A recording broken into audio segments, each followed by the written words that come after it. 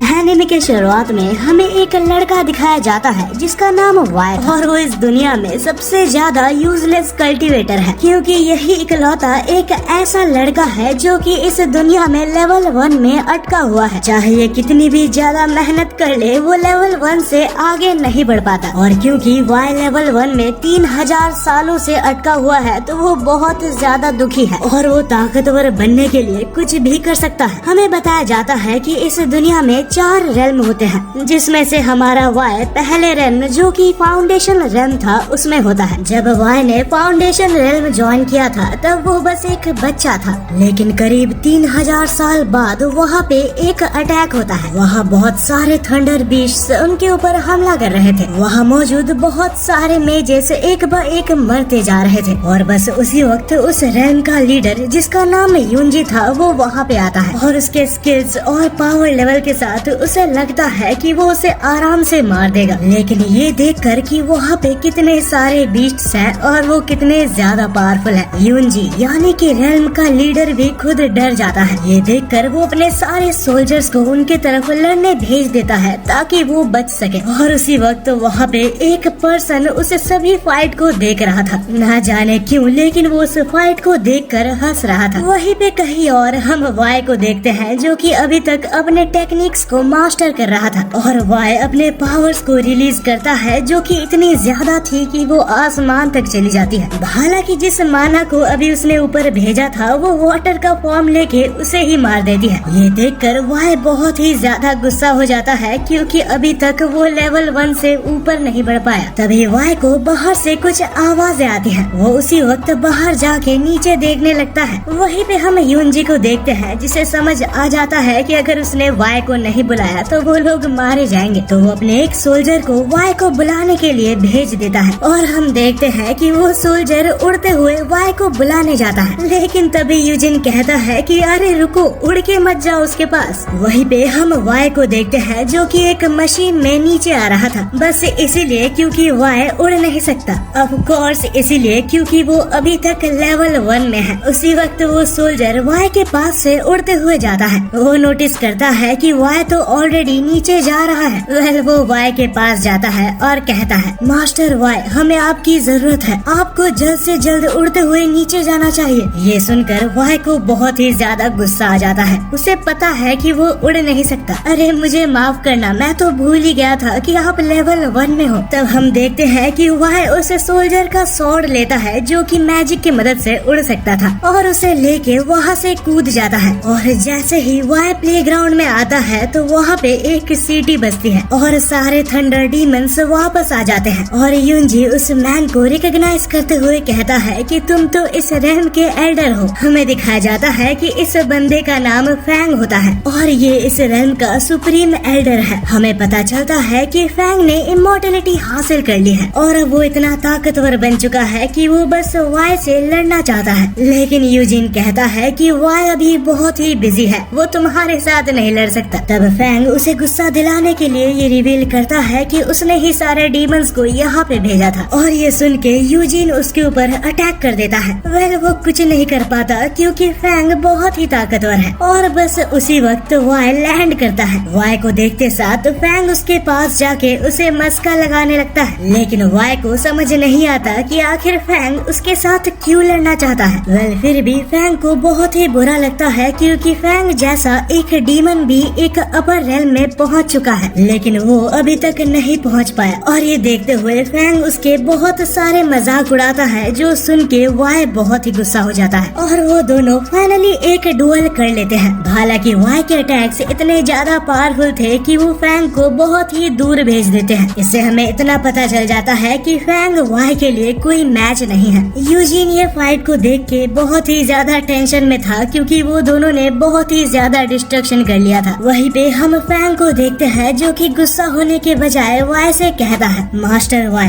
क्या आप मेरे को ट्रेन कर सकते हो? लेकिन वाई रिजेक्ट कर देता है क्योंकि वो अभी तक खुद से उड़ तक नहीं सकता और उसे जिंदा रहने के लिए पिल्स लेने पड़ रहे हैं। लेकिन फैंग तब कहता है कि मैं जानता हूँ तुम लेवल अप कैसे कर सकते हो। तभी अचानक से वाई फैंग को पकड़ के कहता है कि तुम मेरे साथ चल सकते हो। वाई के रूम में हमें पता चलता है कि एक्चुअली फैंग को सीक्रेट नहीं पता, लेकिन लेकिन उसे ब्लास्ट रैम से किसी ने एक सीक्रेट लेटर दिया था जिसने उसे वाई को देने कहा था। वहीं पे यूनजी बहुत ही ज्यादा गुस्सा है क्योंकि बहुत ज्यादा डिस्ट्रक्शन हो चुका है और इसे ठीक करने के लिए बहुत पैसे लगने वाले हैं। वाई फैंग से कहता है कि तुम्हें सारे पैसे देने पड़ेंगे और वो भी डबल, वरना तुम यहाँ से जिंदा नहीं बचोगे। जो सुनकर फैंग को कुछ समझ नहीं आता कि आखिर उसे इतने पैसे क्यों देने पड़ेंगे, लेकिन आखिर में वाई के कहने पे वो मान जाता है। तब हम देखते हैं कि जो सीक्रेट लेटर वाई के लिए आया था वो लैंग्वेज अलग थी। तो यूनजी उस लेटर को ले जाता है और उसे कन्वर्ट करके सबको बताता है कि उसमें क्या लिखा है। लेकिन उसी समय वहाँ पर हेडीज रैम से लिंग नाम का एक पर्सन आ जाता है।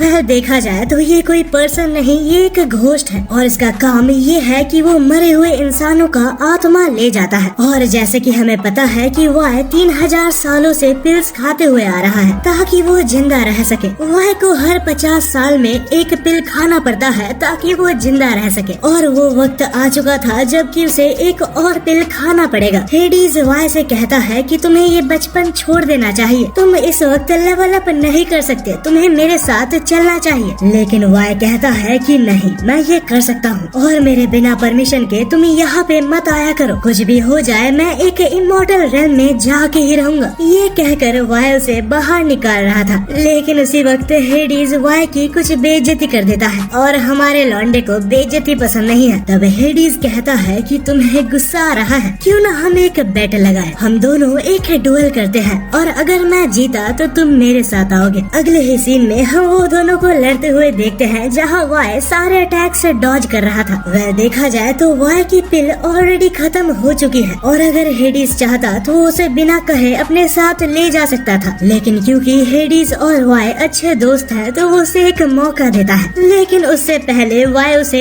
एक पावर अप पंच से वहाँ से भगा देता है। लेकिन उसके जाते हुए हमें पता लगता है कि वाई के पास अभी बस 10 दिन बचे हैं, अगर उसने एक और पिल ढूंढ के नहीं खाई तो वो मारा जाएगा। वही भी अगले दिन सुबह वाई यूजिन को सभी कुछ बता देता है। यूजिन वाई से कहता है कि मुझे अभी यहाँ से जाना होगा क्योंकि मुझे बहुत कुछ रिपेयर करना है। तब वाई कहता है कि अगर तुम यहाँ से जा रहे हो तो क्या तुम कुछ हर्ब्स ला सकते हो ताकि मैं अपने लिए एक और पिल बना सकूं। लेकिन यूजिन कहता है कि ये हर्ब्स को ढूंढना बहुत ही मुश्किल है। ये हर्ब्स बहुत ही महंगे मिलते हैं, लेकिन वो प्रॉब्लम नहीं है। प्रॉब्लम ये है कि वो महंगे मिलते हैं लेकिन बहुत ही ज्यादा रेयर है। और ये सुन के वाई अपना दिमाग चलाते हुए अपने ट्रांसफॉर्मेशन स्किल्स दिखाता है और ट्रांसफॉर्म होके एक लड़की बन जाता है। और एक्चुअली में ये लड़की यूजिन की क्रश थी और उसे देखते साथ यूजिन और कुछ नहीं बोल पाता। वो कहता है कि आपका काम हो जाएगा, बस अपने नॉर्मल फॉर्म में आ जाओ। अब इसके बहुत देर बाद हमें दिखाया जाता है कि वाई किसी के साथ पहाड़ों से नीचे आता है और अक्सर दूसरों के साथ उड़ने पे वाई की तबीयत खराब हो जाती है। ये एक और रीजन है कि उसे जल्द से जल्द लेवल अप करना होगा। अब वाई वहाँ से चलते हुए आगे जा रहा था, लेकिन अचानक से वहाँ पे बहुत सारे गुंडे आ जाते हैं। लेकिन ये देखकर कि वाई उनसे थोड़ा सा भी नहीं डरा, वो लोग कुछ समझ नहीं पाते। इससे पहले कि वाई कुछ करता, वहाँ पे एक और पर्सन आके उन सभी को बहुत ही गंदी तरीके से मारता है। हमें उस पर्सन का नाम दिखाया जाता है जो कि मुझे भी नहीं पता। वो वाई को देख के कहता है कि तुम्हें ऐसे घूमना नहीं चाहिए, यहाँ काफी सारे गुंडे हैं जो तुम्हें हार्म कर सकते हैं। और वो ये भी कहता है कि वो डीमन हंटिंग करने जा रहा है। और ये सुन के वाई को बहुत ही ज्यादा क्यूरियोसिटी होती है और वो उस लड़के को फॉलो करने लगता है। हालांकि उसे फॉलो करते करते वो दोनों ही एक केव के पास आ चुके थे, जहाँ अचानक से एक डीमन उस लड़के के ऊपर हमला कर देता है। लेकिन वो लड़का उस अटैक को बहुत ही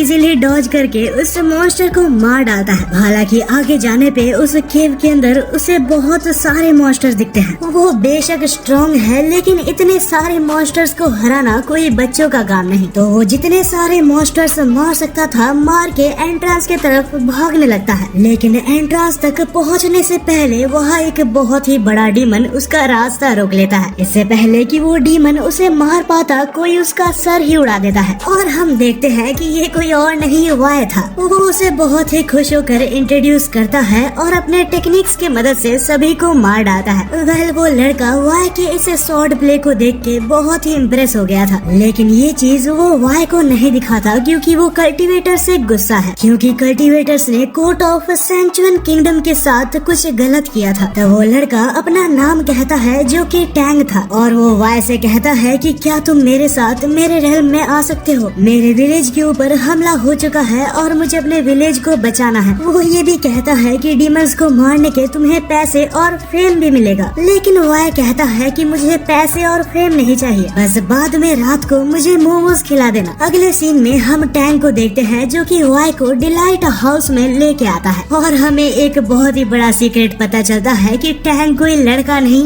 एक लड़की है। और पहले केव में वो बहुत ही गुस्सा थी क्योंकि वाई अभी तक नहीं बता पाया कि वो बस एक लड़की है। वह बाद में जब पैलेस के अंदर वाई खाने की कोशिश कर रहा था तब टैंग उसे रोकती है। वो कहती है कि ये पैलेस एक विचेस का एरिया है और यहाँ के खाने में पॉइजन भी हो सकता है। वो आगे कहती है कि इस रेल्म की कमांडर मिस जियांग जुई है और मुझे शक है कि जो डीमंस हमारे ऊपर हमला कर रहे हैं उनके पीछे वही है। हमें पता चलता है कि वाई ऑलरेडी इस रेल्म के कमांडर मिस जियांग जुई को जानता है और वो टैंग को समझाने की कोशिश करता है कि ऐसा नहीं हो सकता क्योंकि मिस जुई एक बहुत ही अच्छी पर्सन है। और उसी वक्त कहीं से मिस जुई वहाँ पे आ जाती है। वो यहाँ की लीडर तो है ही, लेकिन वो यही पर्सन है जिसने कि वाई को वो लेटर दिया था। कुछ देर बाद हम देखते हैं कि वाई टैंग को इंट्रोड्यूस करता है और टैंग को क्लियर करने के लिए वाई डायरेक्टली उससे पूछ लेता है, मिस जुई, टैंग ने कहीं से सुना था कि आपने उन सारे डीमंस को उसके रेल्म में भेजा है। मुझे पता है कि ये सच नहीं है, लेकिन उसे कुछ कंफ्यूजन हो गया है। तब मिस जुई कहती है कि हाँ, कुछ लोग ये बात फैला रहे हैं, लेकिन ये बस एक कोशिश है मेरा फेम नीचे लाने की। अब कुछ टाइम बाद जब बॉडीगार्ड्स वहाँ से चले जाते हैं तो मिस जुई वाई को सेड्यूस करने की कोशिश करती है। वाई वहाँ से भागते हुए एक बहुत ही पॉपुलर मेडिसिन स्टोर में आ जाता है, लेकिन उसे पता चलता है कि सारे रेयर हर्ब्स ऑलरेडी ऑफिसर्स ने खरीद लिया है। उसी वक्त वाई के पीछे दो सोल्जर्स आते हैं जो कि बात कर रहे थे। उनमें से एक सोल्जर लाय फैमिली के बेटे के बारे में बात कर रहा था जो कि बहुत ही वीक है। वाई इन सारी बातों को सुन रहा होता है। अचानक से वहाँ पे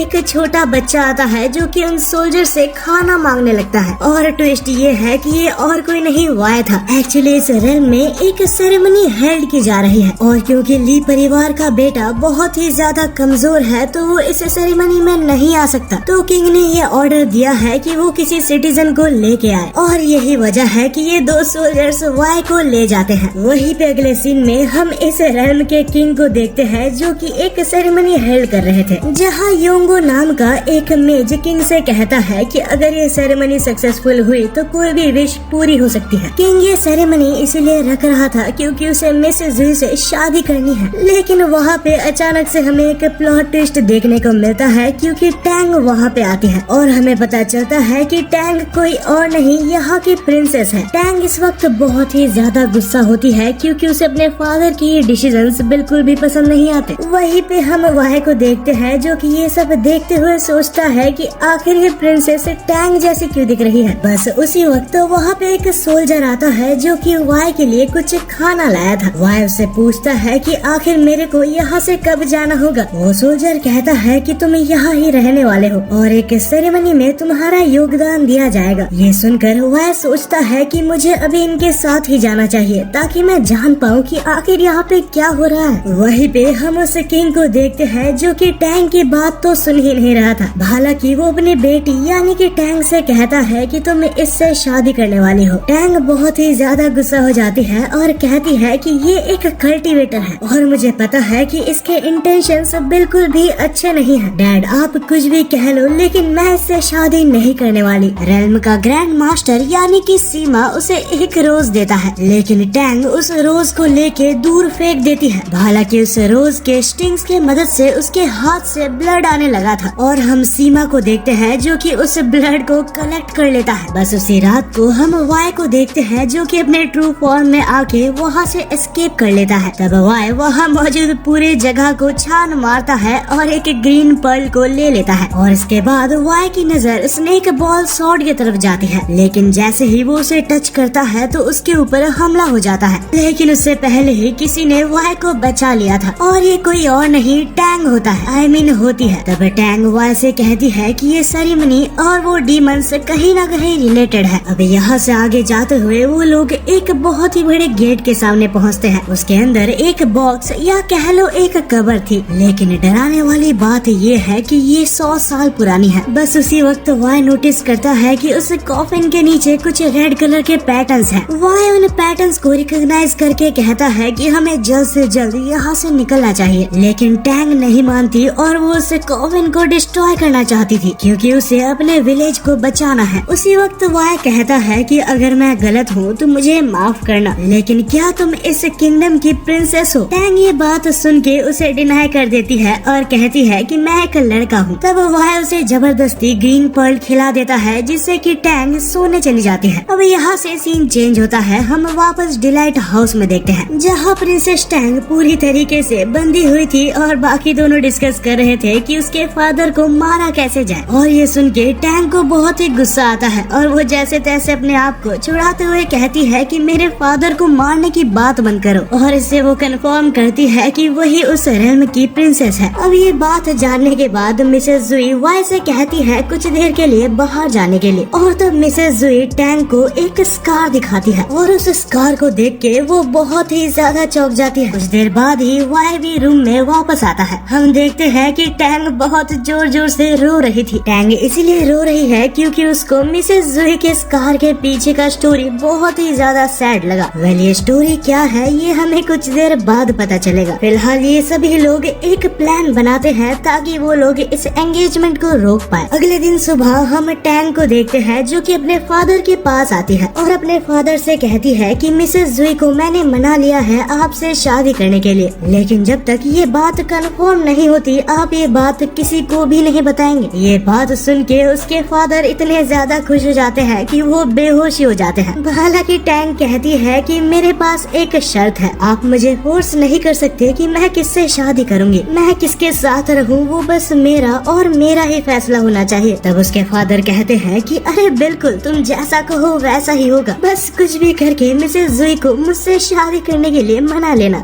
इसके अगले सीन में हम मिसेस जुई को देखते हैं जो कि फाइनली इस कैसल में आ गई होती है क्योंकि कल सेरेमनी है तो वो दोनों ही प्रिपेयर हो रहे थे। तभी टैंग फिर से मिसेस जुई की वही स्कार को देखती है और तब फाइनली हमें पता चलता है कि पिछली रात उसने क्या स्टोरी बताई थी। मिसेस जुई बताती है कि मेरी मदर एक ह्यूमन है, हालांकि मेरे फादर एक डीमन है। हजारों साल पहले की बात है, ह्यूमंस और डीमंस के अंदर एक बहुत ही खतरनाक फाइट हुई थी और उस वक्त का करेंट डीमन लॉर्ड एक वॉरियर था और ह्यूमंस को बेरहमी के साथ मारने के बाद डीमन लॉर्ड ने मिसेस जुई के मदर के साथ बहुत ही गंदा हरकत किया और इसी की वजह से मिसेस जुई पैदा हो गई। लेकिन उसके कुछ देर बाद ही वो डीमन लॉर्ड मिसेस जुई और उसके मदर के ऊपर हमला करके उसे मार देता है। हालांकि उसके मदर ने अपना सैक्रिफाइस करके मिसेस जुई को कुछ भी करके बचा लिया था। मिसेस जुई जिंदा है इस बारे में डीमन लॉर्ड को कोई भी भनक नहीं था, और क्योंकि मिसेस जुई के अंदर अब डीमंस की भी पावर मौजूद है तो डीमन लॉर्ड कुछ भी करके उसे मारना चाहता है। वो ये भी कहती है कि तुम्हारे रेल्म के ऊपर जिन डीमंस ने हमला किया था वो प्रोबेबली मेरे फादर ने ही करवाया है और इसमें मेरा नाम डाल दिया गया ताकि मुझे डीमन रेल्म में वापस भेज दिया जाए। अब यहाँ से सीन चेंज होता है और हम सेरेमनी में देखते हैं जहाँ बहुत सारे बच्चों को सैक्रिफाइस के लिए एक लाइन में लगा दिया गया है और उन बच्चों में से ही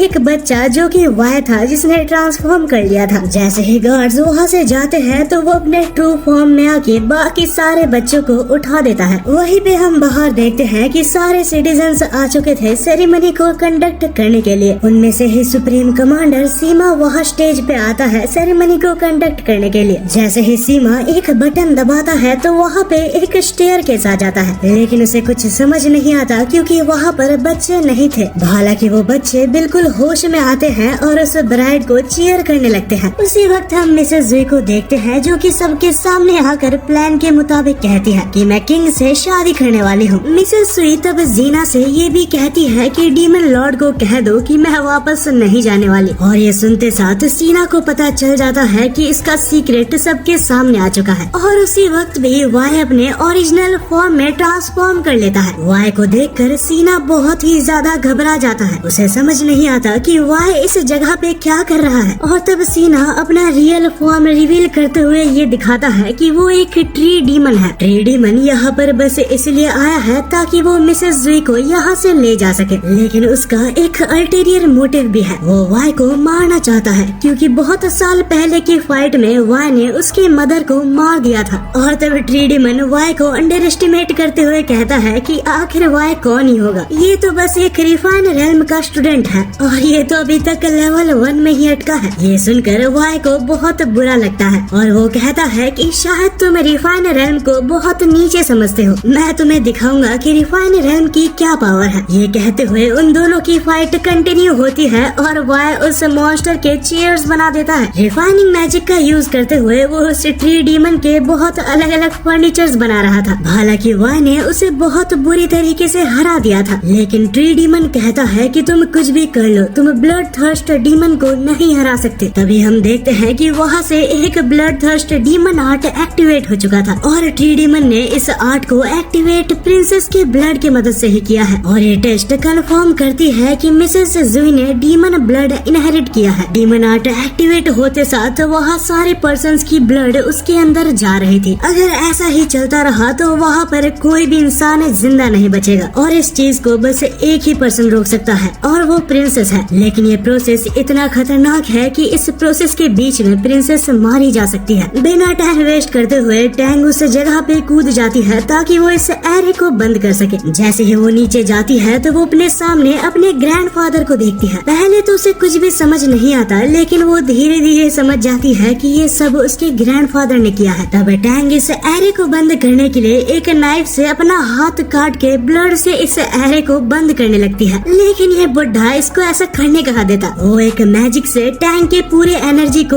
एब्सॉर्ब करने लगता है। ये मैजिक इतना खतरनाक था कि इसको वाई भी सेंस कर पा रहा था और वो टैंग को बचाने के लिए बिना टाइम वेस्ट करते हुए वहाँ पे कूद जाता है। लेकिन इतने देर में बहुत ही लेट हो चुका था क्योंकि ओल्ड मैन को टैंग से पूरे डीमन ब्लड मिल चुके थे। यहाँ तक ओल्ड मैन के अंदर डीमन पावर्स भी एक्टिवेट हो चुकी है। उसी वक्त वहाँ पे वाई आता है और टैंग को संभालता है। तब टैंग वाई से कहती है कि उसे खत्म कर दो। वाई कहता है कि बिल्कुल, तुम जैसा कहोगी मैं वैसा ही करूँगा। टैंग अपना स्वॉर्ड ओल्ड मैन की तरफ फेंकता है, लेकिन वो उसे बहुत ही इजीली डिफ्लेक्ट कर देता है और वाई के उस नाइफ को देख के वो समझ जाता है कि वाई एक रिफाइंड रेल्म से है और ये सोच के वो वाई को अंडर एस्टिमेट करता है। लेकिन तभी वाई उसे एक बहुत ही जोर का पंच मारता है जिससे वो बहुत ही पीछे जाके गिरता है। ओल्ड मैन को समझ नहीं आता कि आखिर एक रिफाइंड रेल्म का आदमी इतना स्ट्रॉन्ग कैसे हो सकता है। इससे पहले कि बुढ़ा कुछ और बोल पाता, वाई उसे आसमान में भेज देता है। वाई उसे इतना मारता है कि वो बुढ़े की जान निकल जाती है। ओल्ड मैन इतना मार खा चुका था कि वो उसकी जान की भीख मांग रहा था, लेकिन हमारे वाई को ऑर्डर मिला है कि वो इस बुढ़े को मार दे। वो उसे पकड़ता है और हेलीकॉप्टर बना के उड़ने लगता है। इस पॉइंट तक ओल्ड मैन इतना मार खा चुका था कि उसके बॉडी के सारे बोन से टूट गए थे और फाइनली वाई उसका काम तमाम करके टैंक को ऊपर ले आता है। हम देखते हैं वहाँ बहुत ही ज्यादा डिस्ट्रक्शन हुआ था। डिस्ट्रक्शन को साइड में रखे तो वहाँ बहुत लोग मारे गए थे, इसलिए वहाँ पे हेडीज भी आ जाता है उनके सोल्स को कलेक्ट करने के लिए। वेल उसी बीच हमें वाई का एक पास्ट दिखाया जाता है जहाँ वाई एक छोटा बच्चा था और उसके सामने एक पर्सन अपीयर हुआ था। वो एक काफी मिस्टीरियस पर्सन था जो कि वाई से प्रॉमिस करवाता है कि तुम कल्टीवेशन के रास्ते में जाओगे। यहाँ से सीन चेंज होता है और हम टैंग और मिसेस जुई को देखते हैं। मिसेस जुई अपने मैजिक की मदद से टैंग के अभी अभी इनहेरिटेड डीमन स्पिरिट को क्लोज कर देती है। वो टैंग से कहती है कि डीमन स्पिरिट एक बहुत ही रेयर चीज है और यही वजह है कि मैंने इसके स्मेल को अभी के लिए सील कर दिया है ताकि इस बारे में किसी को भी पता ना चले। इसके बाद टैंग पूछती है कि आखिर वाई इतना ज्यादा स्ट्रॉन्ग क्यों है। हालांकि वो रिफाइन रेल्म में है लेकिन वो लेवल 1 में है। मिसेस जुई कहती है कि वाई